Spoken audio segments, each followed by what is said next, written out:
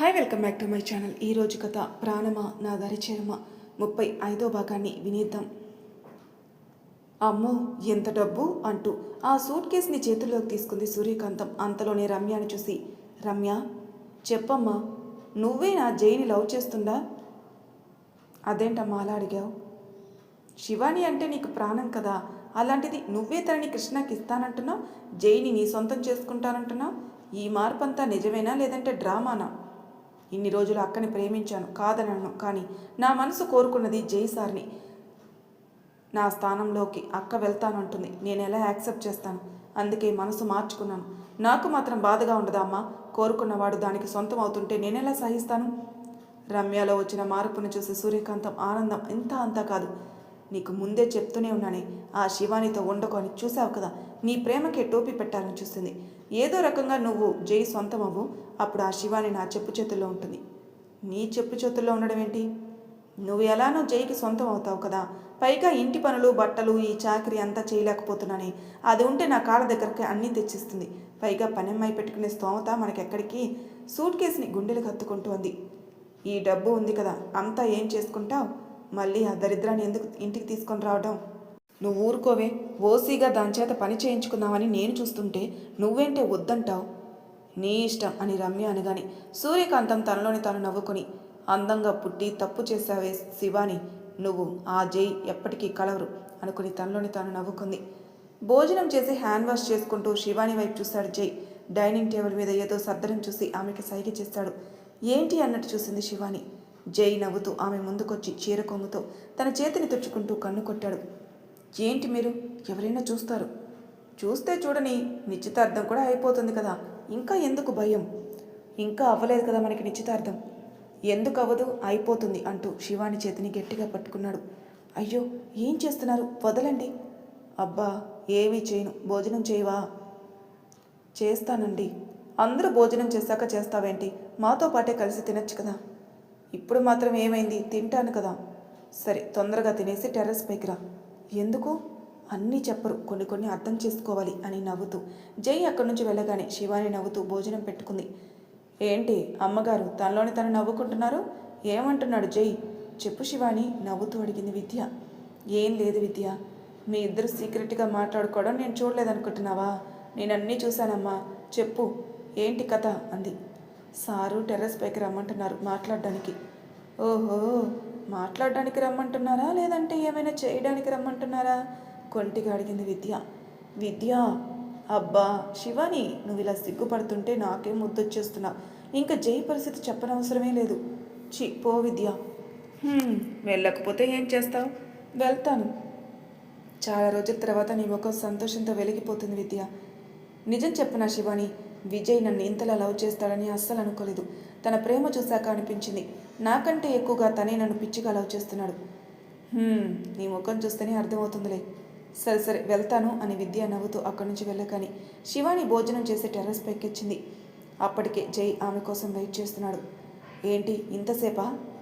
అంటే విద్యతో మాట్లాడాను సార్, అందుకే లేట్ అయింది. నీ చుట్టూ ఉన్న అందరినీ పట్టించుకుంటావు కానీ నన్ను మాత్రం పట్టించుకో. నేనేం చేశాను సార్? ఏం చేశావో నీకు తెలీదా అంటూ పిట్టకోడికి జారబడి నవ్వుతూ శివానిని దగ్గరకు తీసుకున్నాడు. ఏం చేస్తున్నారు? వదలండి సార్. ఏం చేయను, కాస్త ఇలా కుదురుగా ఉండు, నీతో మాట్లాడాలి అనిపించింది, అందుకే రమ్మని పిలిచాను. చెప్పండి సార్. మనస్ఫూర్తిగా నేనంటే ఇష్టమైన శివ? అదేంటి సార్ అలా అడిగారు? నీ మనసులో ఉన్న భయం అలాంటిది కదా, అందుకే అడిగాను. చెప్పు శివ, ఇష్టమేనా? ఇష్టమే సార్, కానీ. చెప్పు కానీ ఏంటి? నిశ్చితార్థం అంటే సగం పెళ్ళి అయిపోయినట్టే కదా. అవును, నాకు మాత్రం ఎవరున్నారు? మీరు, మీ కుటుంబం తప్ప. మీరేమో అనుకోనంటే మన ఎంగేజ్మెంట్కి మా పిన్నిని రమ్య అని పిలుద్దామనుకుంటున్నాను. శివ, ఆవిడ నా విషయంలో ఎంత అన్యాయం చేసినా నేను పట్టించుకోను, కానీ రమ్య ఎప్పుడు నాకు తోడుగానే ఉంది. పిన్నిని పిలవలేదు అంటే రమ్య మనసు బాధపడుతుంది కదా సార్, అందుకే మన నిశ్చితార్థానికి వాళ్ళని పిలుద్దామని. దీనికే ఇంత ఇదిగా అడగాల? అయినా ఎందుకు నా దగ్గర భయం నీకు? రేపే మీ ఇంటికి వెళ్ళి వాళ్ళని పిలుద్దాం, సరేనా? చాలా థ్యాంక్స్ అండి. ఎందుకు భర్తకి ఎవరైనా థ్యాంక్స్ చెప్తారా? జై మాటకి షాక్గా చూసింది. ఎందుకంత షాక్ అవుతున్నావు? నువ్వే కదా అన్నావు నిశ్చితార్థం అంటే సగం పెళ్ళైనట్టే అని. మరి నేను నీకు భర్తనే కదా. ఇంక నేను వెళ్తాను సార్. నువ్వు మాట్లాడడం పూర్తయింది కాబట్టి వెళ్ళిపోతున్నావు. మరి నా మాట వినవా? ఏంటి సార్? ఏం లేదు అంటూ శివానిని వెనక్కి తిప్పి ఆమెను అలానే పట్టుకుని భుజంపై తలనానించి, రేపు భానుమతి ఇంటికి వచ్చి మనల్ని ఒక ఆట ఆడుకుంటుంది చూడు. అదైతే నిజమే సార్. రేపు అమ్మమ్మ వస్తుంది కాబట్టి వంట చేయించుకోవాలి. ఎంత బాగా వండుతుందో వంట అమ్మమ్మ. అవును అంటూ చల్లగాలి ఇద్దరిని తాకేసరికి చుట్టూ ఉన్న ప్రపంచం మర్చిపోయి చాలాసేపు ఇద్దరు కబుర్లు చెప్పుకున్నారు. మాట్లాడుతున్న శివాని ఎప్పుడు జై ముందుకు తిరిగిందో, అతని భుజంపై ఎప్పుడు తలని వాల్చిందో తెలియదు, కానీ నిద్రలోకి జారుకుంది. నవ్వుతూ శివానిని ఎత్తుకుని తన రూమ్కి తీసుకొచ్చి పడుకోబెట్టాడు జై. నిద్రలో కూడా అతని చేతిని గట్టిగా పట్టుకుంది. ప్రేమగా ఆమె నుదుటిన చుమ్మించి జై తన రూమ్కి వెళ్ళాడు. జై ఇంట్లో సందడి మొదలైంది. కొడుకు నిశ్చితార్థం అనేసరికి సురేఖ ఆనందం అంతా ఇంత కాదు. హడావిడిగా పని వాళ్ళతో ఇంటి పనులన్నీ చేయిస్తూ అటు ఇటు తిరుగుతుంది. ఇంతలో లోపలికొచ్చింది భానుమతి. నీకే ఉన్నాడులే కొడుకు. భర్త ఎంత తిరిగి వస్తే మాత్రం కన్నతల్లిని ఎవరైనా మర్చిపోతారా? దర్జాగా సోఫాలో కూర్చుంటూ అడిగింది భానుమతి. పనిలో ఉన్న సురేఖ భానుమతి గారి మాటలు వెనక్కి తిరిగి చూసింది.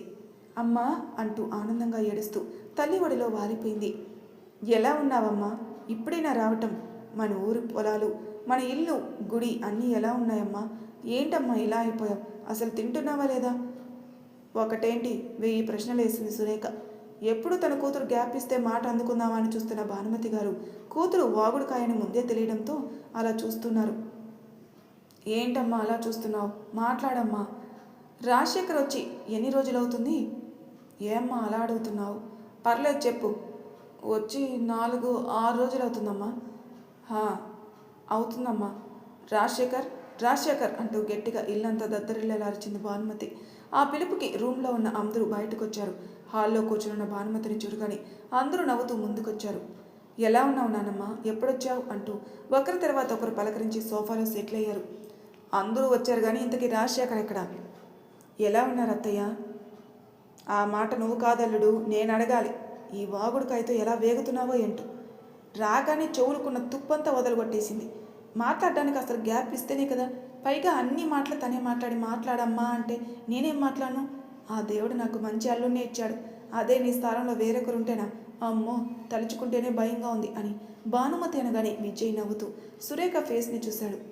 అప్పటికే తల్లి మాటలకి సురేఖ ముఖం టమాటా రంగులోకి వచ్చేసింది. రాజశేఖర్ నవ్వు ఆపుకుని, ఊరుకోండి అత్తయ్య, ఎందుకు రేఖని ఏడిపిస్తారు? తన నోట్లో అసలు నాలుక ఉంటేనే కదా. తన నాలుక లేదా వసపిట్టలా వాగుతూనే ఉంటుంది.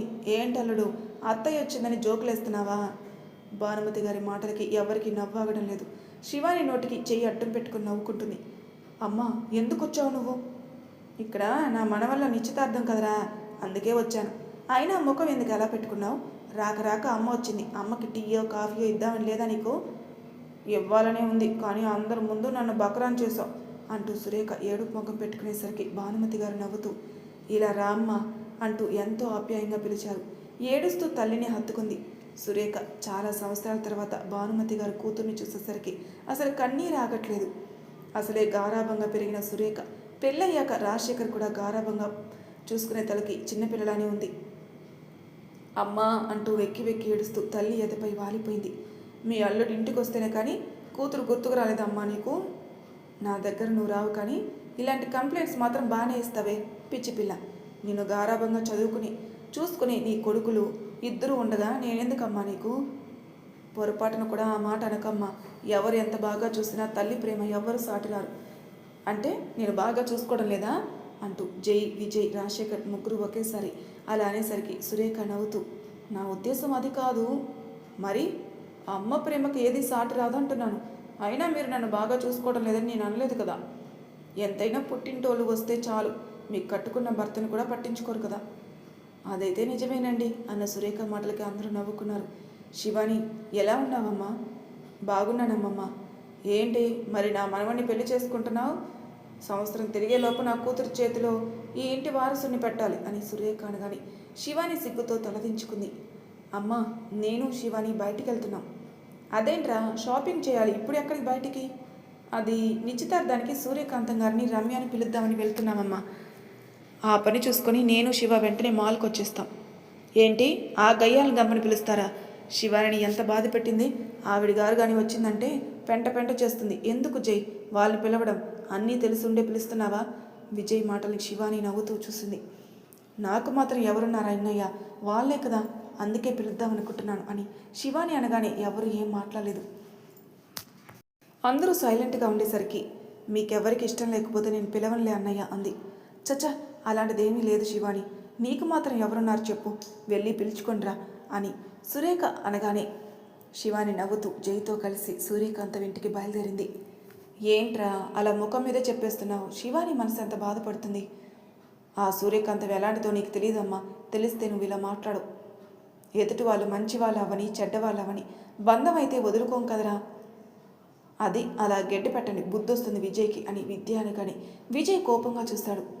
ఏయ్ నీకు పగులుద్ది, వెళ్ళి అందరికి కాఫీ తీసుకొనిరా అని విజయ్ అనగానే విద్య కోపంగా చూసి కిచెన్ రూమ్కి వెళ్ళింది. చాలా రోజుల తర్వాత భానుమతి గారి ఇంటికి వచ్చేసరికి రాజశేఖర్ నిలయం నవ్వులతో నిండిపోయింది. సురేఖతో మాట్లాడుతున్న భానుమతి గారు రాజశేఖర్ మౌనంగా ఉండడం చూసి, ఏమైంది అల్లుడు అలా ఉన్నావు?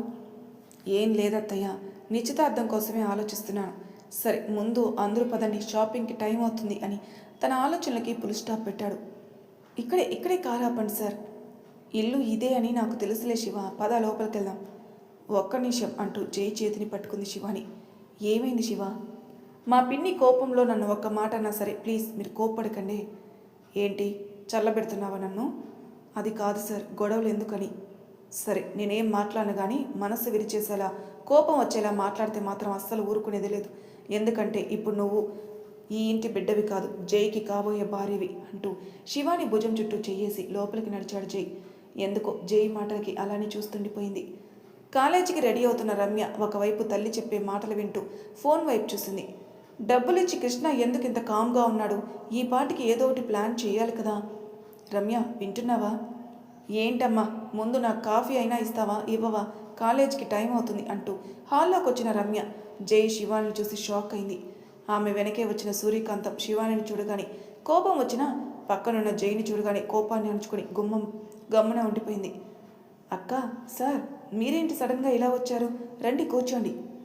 ఎలా ఉన్నావు పిన్ని?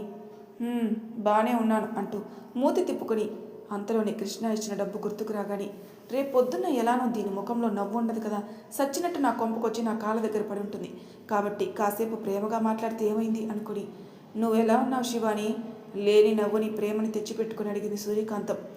కొంచెం మంచితనానికే ఉప్పొంగిపోయే శివాని ఎప్పుడు లేనిది సూర్యకాంతం అలా మాట్లాడేసరికి ఎంతగానో సంతోషపడింది. బాగున్నాను పిన్ని. పిన్ని ఏంటి, ఎప్పుడు అమ్మ అని పిలుస్తావు కదా, ఏదో కోపంలో ఇంటి నుంచి వెళ్ళిపోమన్నానని అమ్మని కాస్త చేదైపోయి పిన్ని వరకు వచ్చిందా? తల్లి పర్ఫార్మెన్స్ చూసి రమ్య గుడ్లు తేలేసింది.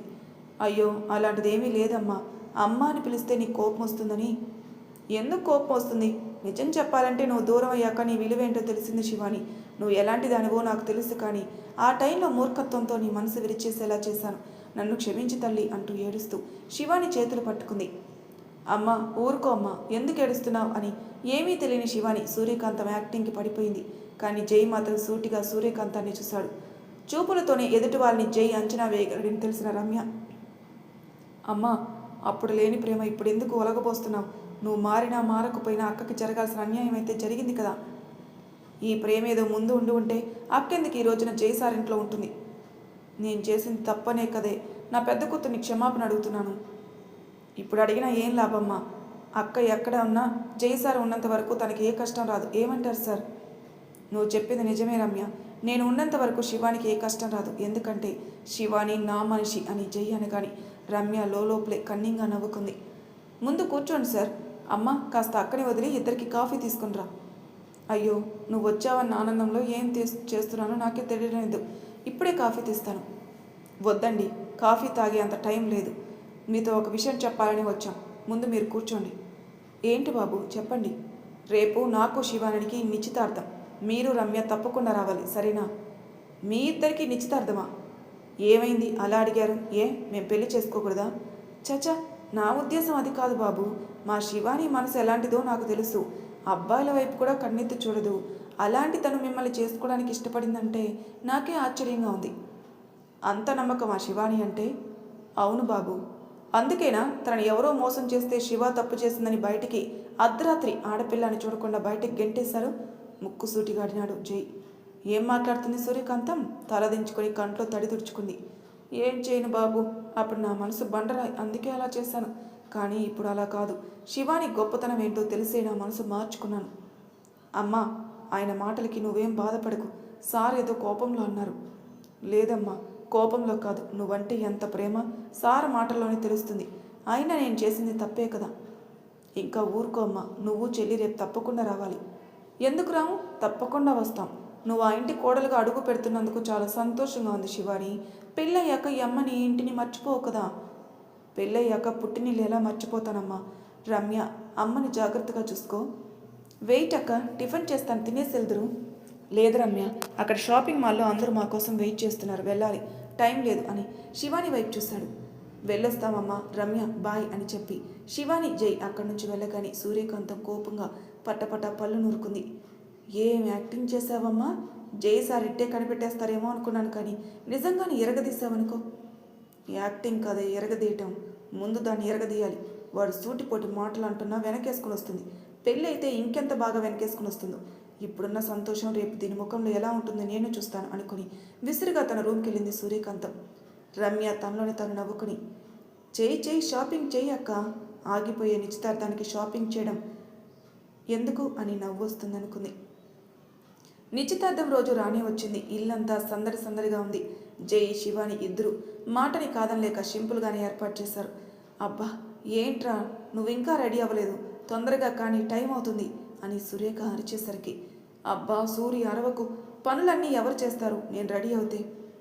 అయిపోయాయి కదరా, తెల్లవారుజామున లేచావు, ముఖం చూడు ఎలా నీరసించి పడిపోయిందో. కాఫీ తాగునన్న ముందు అంటూ ఎంతో ప్రేమగా విజయ్ తలనిమిడి కాఫీ ఇచ్చింది. Thank you Suri. నువ్వేంటి ఇంకా ఇక్కడే ఉన్నావు, నువ్వు రెడీ అవ్వవా? అయిపోయింది అత్తయ్య, చీర ఒకటే కట్టుకోవాలి, ఈ పూలు శివానికి ఇద్దామని. తొందరగా కానీ విద్య అని సురేఖ హడావిడి చేసింది. ఇంతలో రమ్య సూర్యకాంతం రానే వచ్చారు. సోఫాలో కూర్చొని కాఫీ సిప్ చేస్తున్న విజయ్ సూర్యకాంతం రమ్యని చూసి, అప్పుడే వచ్చారా? దిష్టి బొమ్మలు నిజంగానే కుదురుగా ఉంటారా, లేదంటే పెంట పెంట చేస్తారా? గుడ్ మార్నింగ్ విజయ్ గారు. Good morning Ramya. నమస్తే ఆంటీ గారు. నమస్తే బాబు, కూర్చోండి అని విజయ్ ఆలోచిస్తూ తన రూమ్కి వచ్చాడు. ఏంట్రా రెడీ అవ్వడం మానేసి అలా ఉన్నావు? ఏం లేదు నాన్న, ఎందుకో మనసంతా గందరగోళంగా ఉంది. ఎందుకురా గందరగోళం? అంతా మంచి జరుగుతుంది, నువ్వు రెడీ అవ్వి జైని తీసుకొనిరా అని చెప్పి రాజశేఖర్ అక్కడి నుంచి వెళ్ళారు. అంతా మంచి జరుగుతుందని మీరు అనుకుంటున్నారు, కానీ ఏదో జరుగుతుందని నా మనసు కనిపిస్తుంది అనుకుని ఫ్రెష్ అయ్యి తనదైన స్టైల్లో రెడీ అయ్యి బయటకు వచ్చాడు విజయ్. ఆఫీస్ స్టాఫ్ అందరూ ఒక్కొక్కరుగా రావడంతో అందరినీ రిసీవ్ చేసుకుంటూనే ఒక గంట సూర్యకాంతం వైపు చూస్తున్నాడు విజయ్. చూసుకో, శివాని ఎలా ఉన్నావు? విద్య, ఎందుకు మేకప్ వేసావు? నాకు నచ్చదని తెలుసు కదా. ఊరుకో శివాని, ఇది నీ జీవితంలో జరిగే శుభకార్యం, ఈ మాత్రం రెడీ అవ్వకపోతే ఎలా?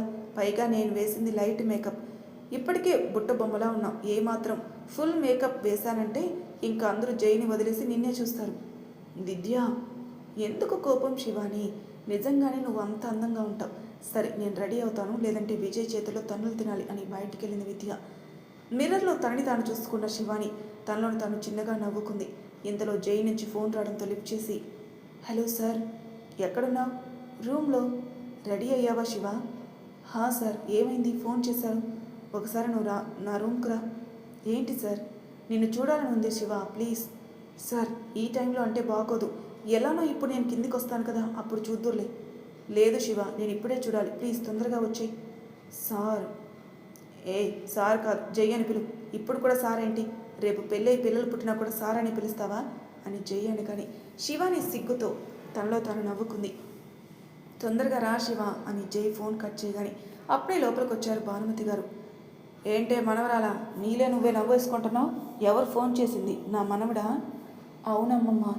ఏమంటున్నాడేంటి, నువ్వు అంతలా సిగ్గుపడిపోతున్నావు? అబ్బే ఏం అనలేదు. ఏం అనలేదా? నిన్ను చూడాలనుంది, నా రూమ్కి రా అని అనుంటాడే, అవునా? భానుమతి గారి మాటలకి షాక్గా చూసింది. ఏంటి షాక్ అవుతున్నావు? అసలు నన్ను నీ దగ్గరికి పంపించిందే వాడే. పద పద, ఎవరైనా చూస్తే బాగోదు. అమ్మమ్మ, మళ్ళీ ఏంటి? భయంగా ఉంది, అందరూ బయటే ఉన్నారు కదా. ఉంటే ఉండని, మనకెందుకు భయం? అయినా నేనే దగ్గరుండి తీసుకుని వెళ్తాను, ఇంకా భయం అంటావేంటి పిచ్చిదానా అని భానుమతి గారు నవ్వుతూ శివానిని బయటికి తీసుకొచ్చారు. శివాని అలా బయటికి వచ్చింది. కార్ డోర్ ఓపెన్ చేసి బయటికి అడుగు పెట్టాడు కృష్ణ. మరి తర్వాయి భాగంలో ఏం జరగబోతుందో నెక్స్ట్ ఎపిసోడ్లో తెలుసుకుందాం. అంతవరకు నా ఛానల్ సబ్స్క్రైబ్ చేయని వాళ్ళు ప్లీజ్ సబ్స్క్రైబ్ చేసుకోండి. లైక్ చేసి షేర్ చేయండి. మీ అభిప్రాయాలు నాకు కామెంట్ రూపంలో తెలియజేయండి. Thank you for listening.